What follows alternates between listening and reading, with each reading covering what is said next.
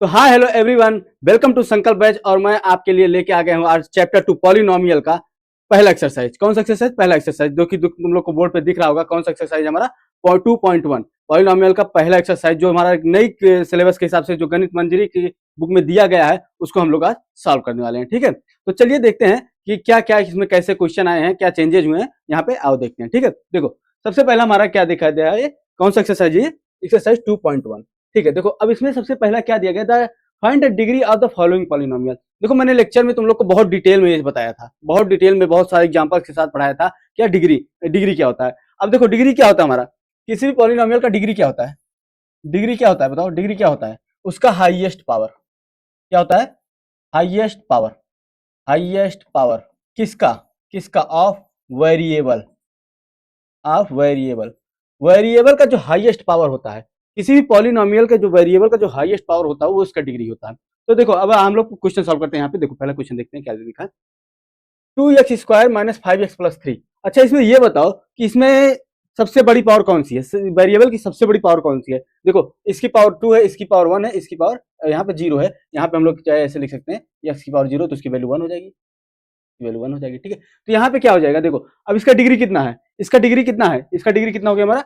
2 हो गया। क्यों? क्योंकि हाईएस्ट पावर इसका 2 है तो डिग्री 2 हो गया। वैसे इसका सेकंड का क्वेश्चन का क्या है? y³ + 2y - 1। y³ + 2y - 1 क्या है? y³ + 2y - 1। अब देखो इसमें सबसे बड़ी पावर कौन है? सबसे ज्यादा पावर किस वेरिएबल पर? y पे है। कितनी है? 3 है। 3 है तो इसकी डिग्री क्या हो गई? इसकी डिग्री क्या होगी? 3 हो गई या क्या होगी? 3 होगी। अब देखो यहाँ पे -9 है। -9 क्या है? -9 -9 इसकी डिग्री पूछा है। अब यहाँ पे तो सर वेरिएबल है ही नहीं, यहाँ पे तो वेरिएबल है भी नहीं। जैसे देखो यहाँ पे मैंने देखो यहाँ पे क्या लगा दिया था? x की पावर 0। यहाँ पे हम लोग लिख सकते हैं x की पावर 0, x की पावर 0, x की पावर 0।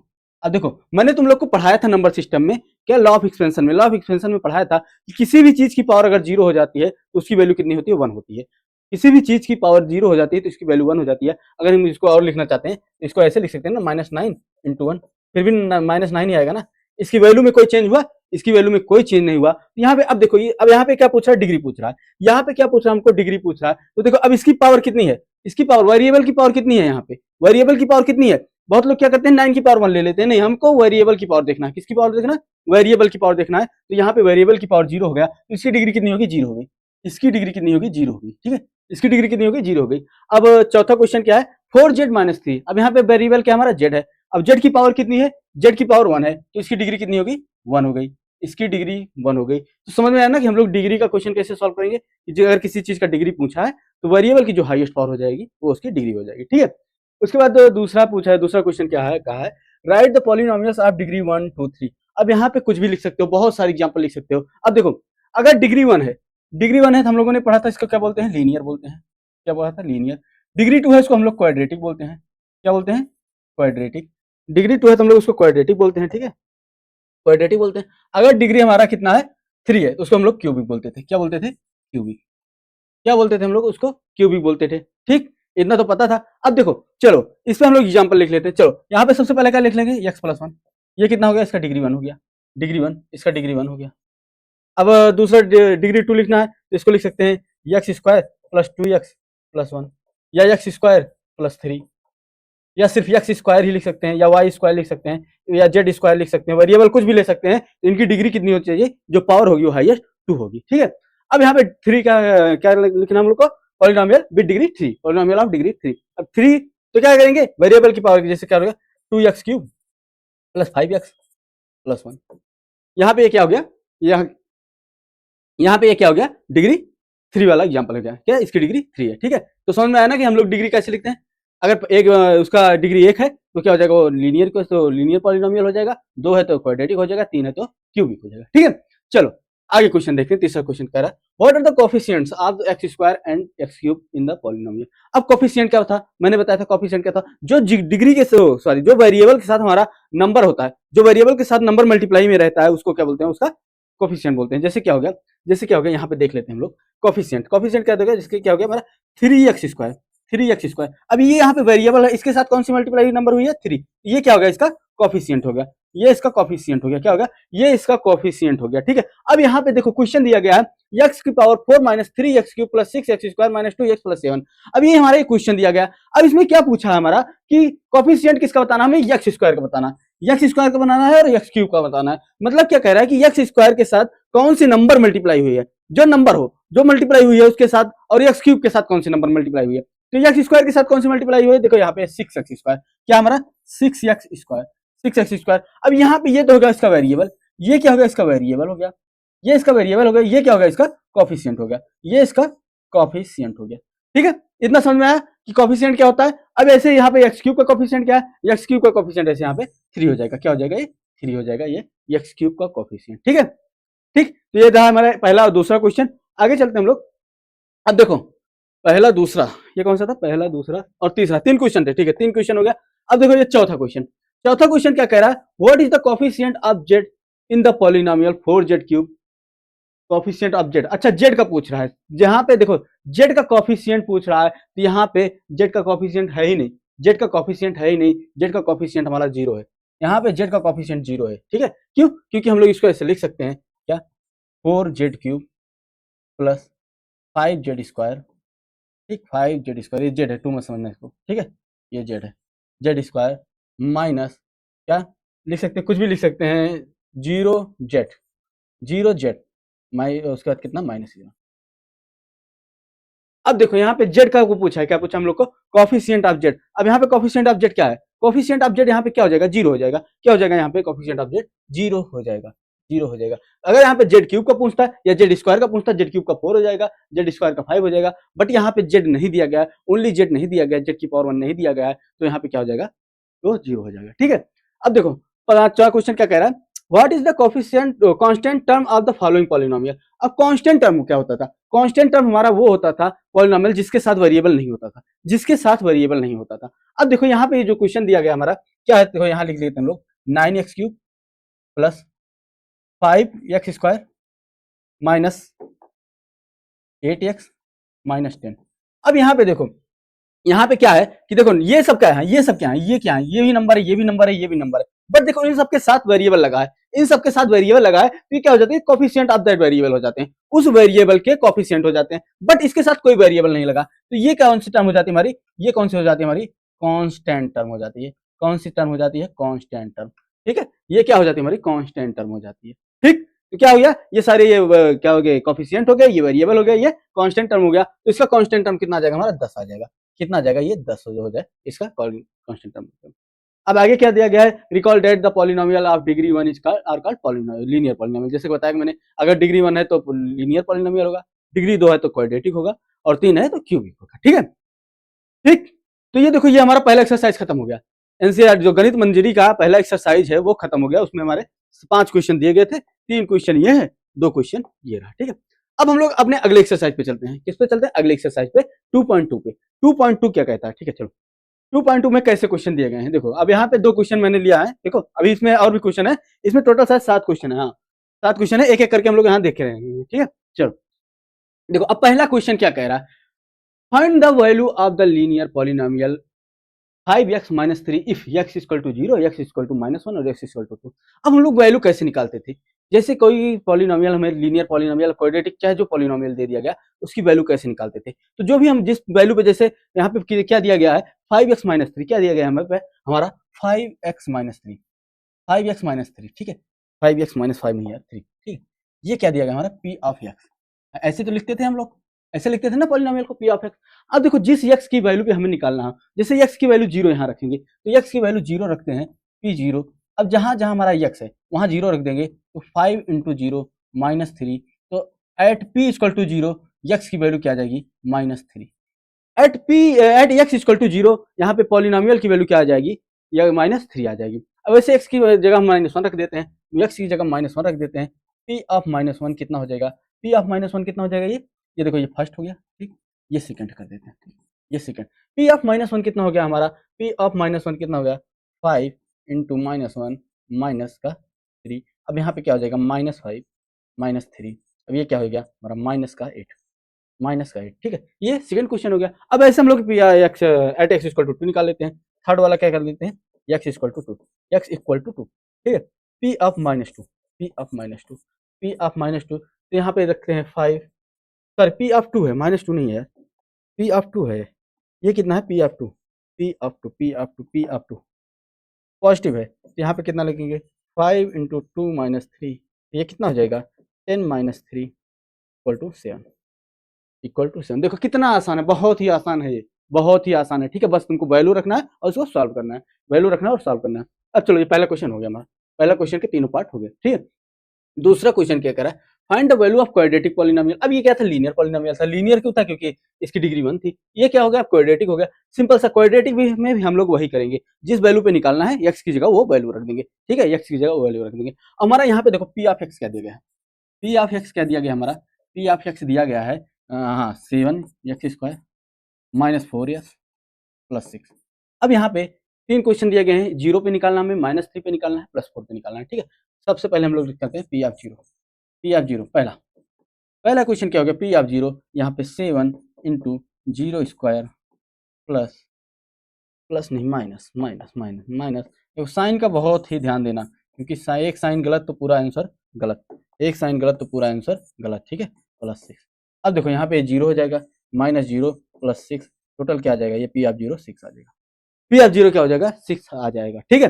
अब आगे देखते हैं, आगे 3 पे देखते हैं, दूसरा क्वेश्चन करते हैं, दूसरा इसका सेकेंड वाला क्वेश्चन करते हैं, P of three, P of three, P of three क्या कह रहा है, P of minus three, sorry P of minus three, P of minus three क्या कह रहा है, 7 इंटू -3 का होल स्क्वायर, उसके बाद क्या कह -4 इंटू -3, 4 इंटू -3 +6, ठीक है। अब यहाँ पे क्या करेंगे हम लोग, अब यहाँ पे देख लेते हैं, इसको सॉल्व कर लेते हैं। देखो अब -3 का स्क्वायर कितना होगा, -3 का स्क्वायर कितना होगा, -3 into -3, 3 into 3 9, minus into minus plus हो जाएगा, तो ये कितना हो जाएगा +9, +9 क्या हो जाएगा 7 इंटू, सॉरी 7 इंटू +9 क्या हो जाएगा 7 इंटू 9।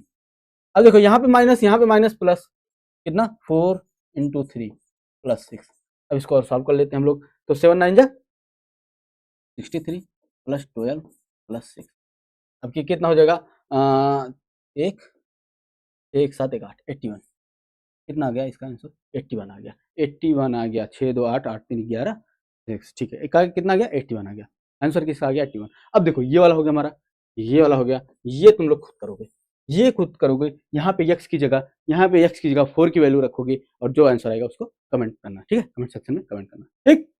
चले आगे चले, चलो देखो, अब ये कुछ देखो वर्ड प्रॉब्लम आ गए, वो तो थे हमारे सिंपल क्वेश्चन थे। अब हम लोग को यहाँ वर्ड प्रॉब्लम से इसको पॉलिनोमियल बनाना होगा, चाहे लीनियर बने या क्वाड्रेटिक बने, ठीक है। उसको पॉलिनोमियल बना के हमको फिर सॉल्व करना है, ठीक है। चलो देखो, सबसे पहले देखो इसको क्वेश्चन समझना बढ़िया से, क्या कह रहा है क्वेश्चन, क्या कह रहा है, देखो the present age of Salil's mother is, क्या कह रहा है, the present age of Salil's mother is 3 times of the Salil's present as.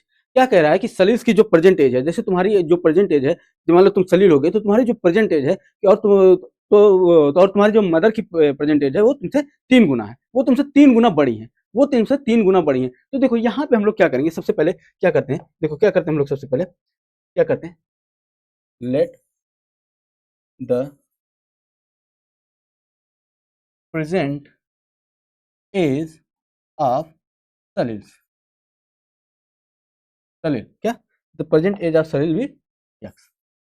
अगर सलील की एज हम लोग यक्स मान लिए, प्रेजेंट एज, अगर सलील की प्रेजेंट एज यक्स मान लिए, तो उसकी मदर की एज क्या है, उससे 3 गुना ज्यादा है, 3 टाइम्स ज्यादा है, तो इसमें 3 मल्टीप्लाई हो जाएगा। तो देखो मदर की एज बड़ी होगी ना, मदर उससे बड़ी होगी तो बड़ी नंबर आएगी, तो किसमें 3 किसमें मल्टीप्लाई होगा हमारा, उसके मदर की एज में, ठीक है। तो यहाँ पे क्या हो जाएगा, मदर से क्या, present age of Salil's mother age, Salil's mother age, mother age कितना हो जाएगा हमारा, ये 3x हो जाएगा, कितना हो जाएगा ये 3x हो जाएगा। यहां तक समझ में आया ना, कि अगर हम लोग सलील की एज को x मानते हैं, तो उसका क्या हो जाएगा, कोई भी वेरिएबल मान सकते हो, x y z कुछ भी अपने हिसाब से मान सकते हो, ठीक है। तो यहाँ पे वो क्या हो गया हमारा 3x हो गया। अब क्या कह रहा है, आफ्टर 5 ईयर्स, अच्छा अगर सलील की एज अभी x है, अगर आपकी एज अभी 5 साल है, तो 5 साल बाद कितना होगा, मान लो आपकी एज अभी 10 साल है, 10 साल के हो तुम, 5 साल बाद कितने के हो जाओगे, 15 के हो जाओगे, तो 5 ऐड कर दिए। तो वैसे ही यहाँ पे सलील की एज x है, सलील की एज x ईयर्स है, तो यहाँ पे 5 साल बाद क्या हो जाएगी, आफ्टर 5 ईयर्स क्या हो जाएगा, आफ्टर 5 ईयर्स सलील एज क्या हो जाएगा, सलील एज कितना हो जाएगा बताओ? सलील्स एज हो जाएगा कितना हमारा, कितना हो जाएगा x+5, x+5, और उसका mother's age after 5 years Salil's mother age, mother's age, उसकी माता का एज कितना हो जाएगा 5 साल बाद, तो उसका कितना हो जाएगा, अगर अभी प्रेजेंट में 3 है तो वहां पे 5 साल बाद कितना हो जाएगा 3x+5, 3x+5। अब क्या कह रहा है, देयर एज विल, 5 साल बाद अगर हम उनका एज को ऐड करते हैं तो कितना आ जाता है 70 आ जाता है, 70 आ जाता है। चलो ठीक है, 5 साल बाद उसकी एज ये है, इसकी एज ये है, दोनों को ऐड कर लेते हैं, दोनों को ऐड कर लेते हैं, क्या हो जाएगा हमारा अकॉर्डिंग टू क्वेश्चन, यहाँ पे क्या लिख सकते हैं according to question, according to question यहाँ पे हमारा क्या आ जाएगा, ये अगर हम यहाँ पे निकालते हैं तो x+5 plus 3x+5 equal to कितना है 70 है। 5 साल बाद हम उनका एज को अगर ऐड करते हैं, दोनों को जोड़ते हैं तो 70 आता है। तो यहाँ पे इसको सॉल्व कर लेंगे, 4x+10 कितना हो जाएगा हमारा 4x+10 इक्वल टू 70। अब यहाँ पे देखो 4x इक्वल टू कितना आ गया हमें 60, यहाँ ये जाएगा माइनस हो जाएगा, तो x आ गया हमारा कितना 15, x कितना आ गया 15, क्योंकि यहाँ पे हो जाएगा, यहाँ पे डिवाइड हो जाएगा तो यहाँ पे 15 आ जाएगा। अगर देखो x की वैल्यू कितनी आ गई 15, इसकी वैल्यू कितनी आ गई हमारी 15, एक मिनट थोड़ा पेन का कलर, हाँ इसको यहाँ कर देते हैं, ठीक है ठीक है। अब देखो यहाँ पे x की वैल्यू कितनी आ गई हमारे 15 आ गई, कितनी आ गई 15, तो यहाँ पे 3x की वैल्यू कितनी आ जाएगी 15 इंटू 3 कितने आ जाएगा 45, 45। देखो ये सलील की एज हो गई, ये उसकी मदर की एज हो गई, वो सलील की एज कितनी आ गई 15 आ गई, और उसके मदर की एज कितनी आ गई 45 आ गई। ठीक है, समझ में आया ना क्वेश्चन? हम लोग क्वेश्चन को पढ़ेंगे, उसको एक इक्वेशन, लीनियर इक्वेशन चाहे जो भी बने, हम लोग उसको एक पॉलिनोमियल बनाएंगे। देखो यहाँ पे 4x+10 = 70, यहाँ पे एक पॉलिनोमियल बन गया, उसको हम लोग सॉल्व करना। ठीक है, आगे चलते हैं, आगे चलते हैं। देखो तो अगला क्वेश्चन हमारा क्या कह रहा है, देखो the difference between two positive integers is 63। जैसे दो पॉजिटिव इंटीजर्स हमारा, उसका जो डिफरेंस है वो 63 आ गया। अब क्या आगे क्या दिया गया, the ratio of two integers is 2:5। अब रेशियो यहाँ पे क्या दिया गया, इसका रेशियो क्या दिया गया है, यहाँ पे रेशियो क्या दिया गया है 2:5। ठीक है, देखो रेशियो के क्वेश्चन बहुत आसान होते हैं, बशर्ते बस तुमको रेशियो समझ में आए। अब रेशियो इसका मतलब 2.5 का मतलब क्या हुआ कि जो दो नंबर हैं वो इन्हीं का मल्टीपल होंगी। ठीक है, जैसे क्या हो गया अगर इसे हम लोग टू दोनों में 5 मल्टीप्लाई कर देते हैं तो 10:25 आ जाएगा।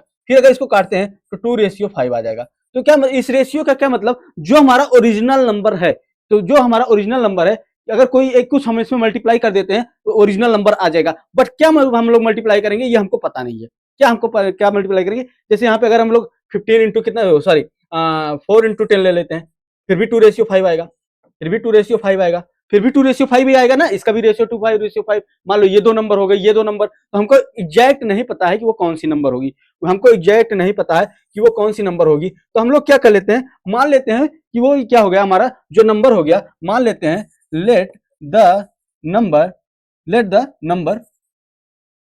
क्या कर लेंगे, number B, let the number B क्या हो गया दोनों 2x और 5x, पहला 2x हो गया, दूसरा 5x हो गया। अब इसको हम लोग अगर इसका रेशियो निकालते हैं तो सेम आएगा, रेशियो सेम आना चाहिए। हम लोग को ऐसा नंबर लेना है कि रेशियो सेम आए और हमको नंबर मिल जाए। तो हम लोगों ने ये नंबर ले लिया क्या 2x और 5x। अब क्या कह रहा है, इनका जो क्या है डिफरेंस है। अब हमारा पहला नंबर है क्या आ गया, हमारा फर्स्ट नंबर क्या आ गया, हमारा 2x आ गया, सॉरी 5x लिख रहे हैं 5x।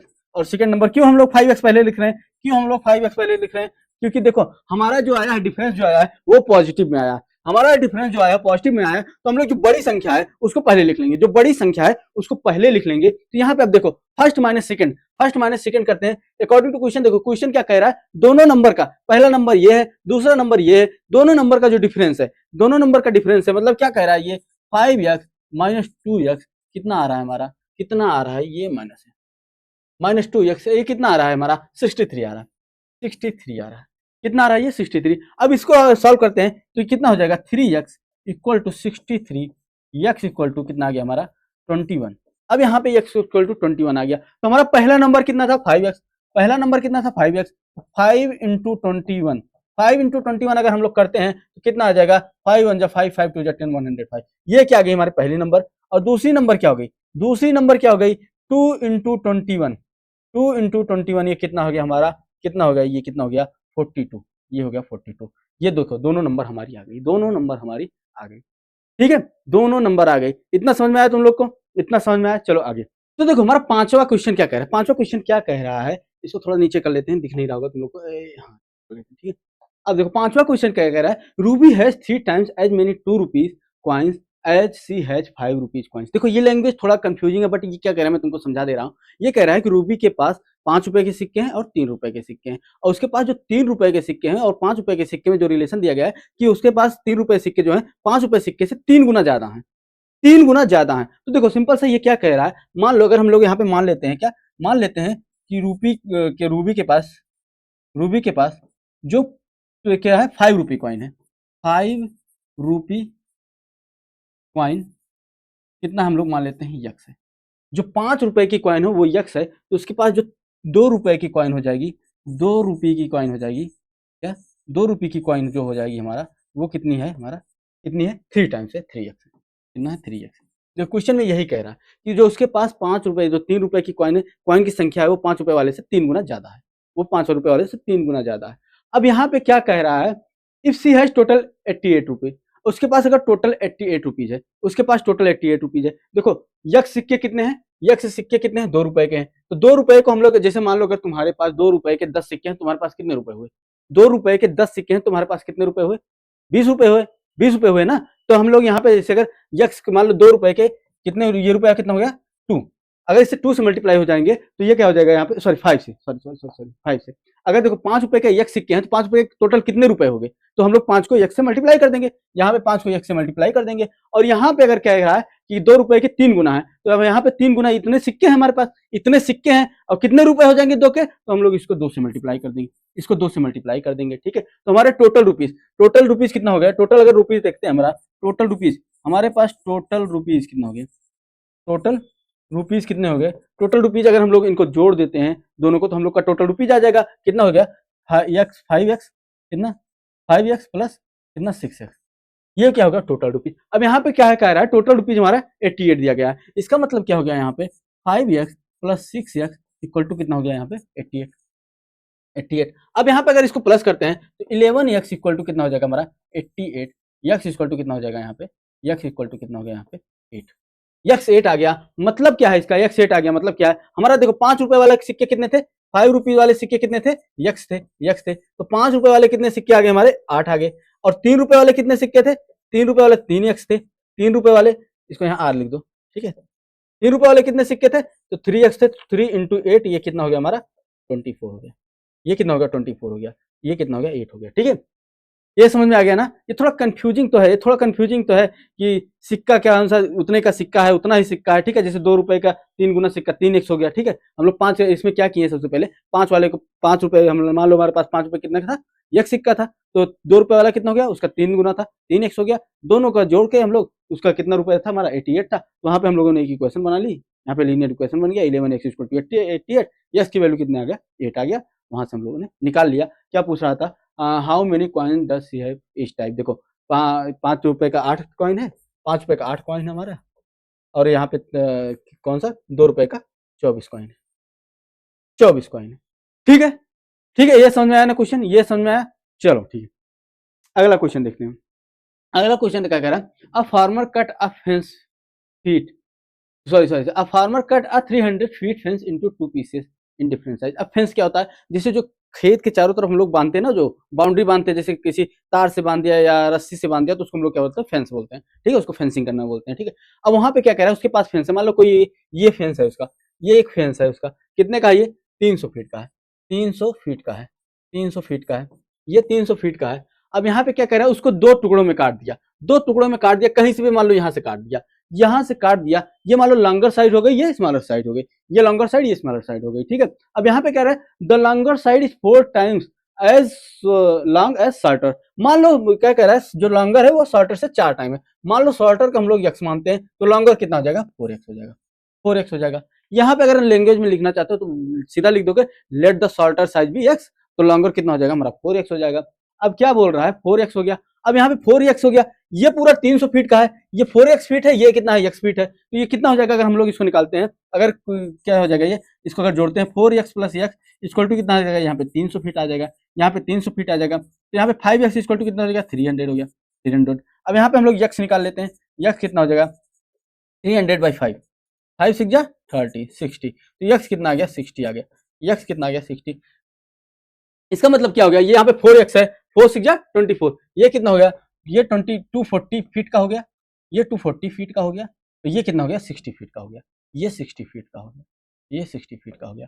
ठीक है, देखो कि ये कितना होगा, जो बड़ा वाला फेंस कटा उसका वो 240 फीट का हुआ, और ये छोटा वाला कितना हुआ 60 फीट का हुआ, ये कितना हुआ 60 फीट का हुआ। ठीक है, समझ में आया क्वेश्चन, समझ में आया ना। चलो आगे देखते हैं, आगे देखते हैं आगे। और हमारा आखिरी क्वेश्चन क्या कह रहा है, देखो, if the length of a rectangle is 3 more than twice its width। अब देखो रेक्टेंगल क्या होता है, रेक्टेंगल क्या होता है, हमारा अपोजिट साइड इक्वल होती है, अपोजिट साइड इक्वल होती है, अपोजिट साइड क्या होते हैं रेक्टेंगल की, इक्वल होती है।